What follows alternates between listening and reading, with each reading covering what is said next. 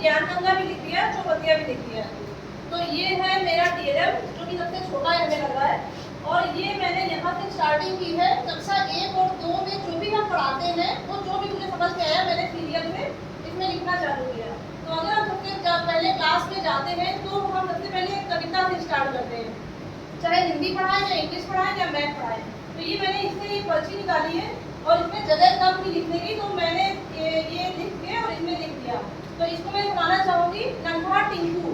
नन्हा टिंकू गया बाजार, लेकर आया केले 4, केला एक दिया मम्मी को, केले रह गए बाकी 3, पूछा कौन बजाए बीन, केला एक दिया पापा को, केले रह गए बाकी 2, पूछा कौन रहा है रो। अब जब इसमें इतना बड़ा पेपर आ नहीं रहा था तो मैंने एक पेपर में आधी और लिख दी और यहाँ लिख दिया पार्ट 1 और पार्ट 2 और 2 एनवलप मैंने लगा दिए। अब इसके आगे की जो मम्मी वाली पोएम है वो मैं बताती हूँ। अब इसमें आगे लिखा है केला एक दिया पप्पू को, केला रह गया बाकी 1, पूछा कौन है ने, केला खाया टिंकू ने भी, सचमुच टिंकू बालक ने, उसको देंगे अच्छा केक। तो हम बच्चों को खड़ा करेंगे और उससे पहले हम गणित का माहौल बनाएंगे। जब हम गणित पढ़ाएंगे तो सीधे 1 2 में नहीं जाएंगे, हम पहले ये बोलेंगे तो सारे बच्चे इंटरेस्टेड हो जाएंगे, खड़े होकर क्लैपिंग करेंगे और हमारे साथ वो लय बांध के सब गाएंगे। उसके बाद हम 1 2 3 में जाएंगे। इसके बाद 2 लाइन और, नन्हा टिंकू गया बाजार, लेके आया केले 4।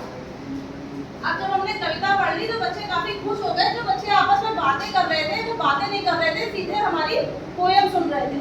फिर हमने ये सुनाने के बाद इसको ये दिखाया कि बिंदु से बिंदु को मिलाना।